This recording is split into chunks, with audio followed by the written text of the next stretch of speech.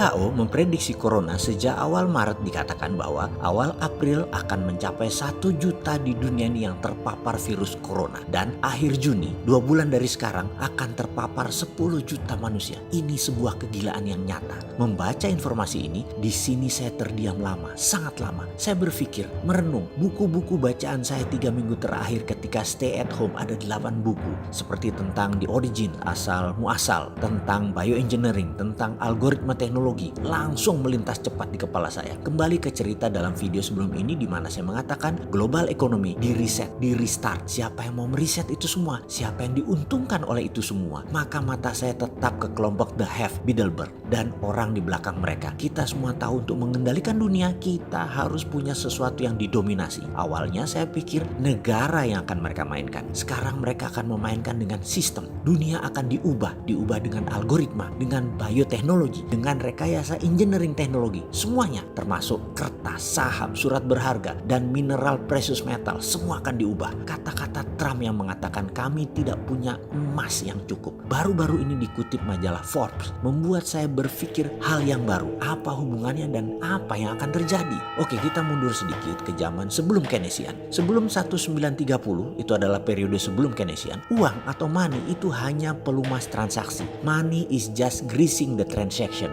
Uang sebelum itu gak dipuja seperti sekarang, gak ditakuti seperti sekarang, gak dijaga seperti sekarang. Uang ya hanya pelumas, pelancar, mempermudah sebuah transaksi saja. Uang di zaman Keynesian jadi bukan saja pelumas transaksi, tapi menjadi komoditas, menjadi papers, menjadi jaminan, menjadi surat hutang. Akhirnya menjadi benda yang harus dikontrol keberadaannya dengan bank sentral. Ada nilai turun naiknya inflasi, dipuja, ditakuti, dikasih syarat, persis sesajen, dan lain sebagainya. Uang mendadak menjadi ada rumus fisikanya. Uang mendadak jadi ada rumus matematikanya. Bukan lagi pendukung sektor real uang itu. Bukan lagi pendukung sektor produksi. Bukan juga kebutuhan pasar. Namun bisa nggak ada urusan dengan sektor real. Uang bisa diterbitkan dari angin kek, dari perang kek, dari penyakit kek. Pokoknya uang adalah solusinya. Sebagai penganut New Economic Model yang gencar dipromosikan di dunia sejak 2009, maka kaum yang percaya MMT itu menyebut dirinya kaum ekonom post-Keynesian atau setelah Keynesian. Di sini, ekonom post-Keynesian akan memurnikan kembali uang sebagai greasing the transaction lagi, plus underlying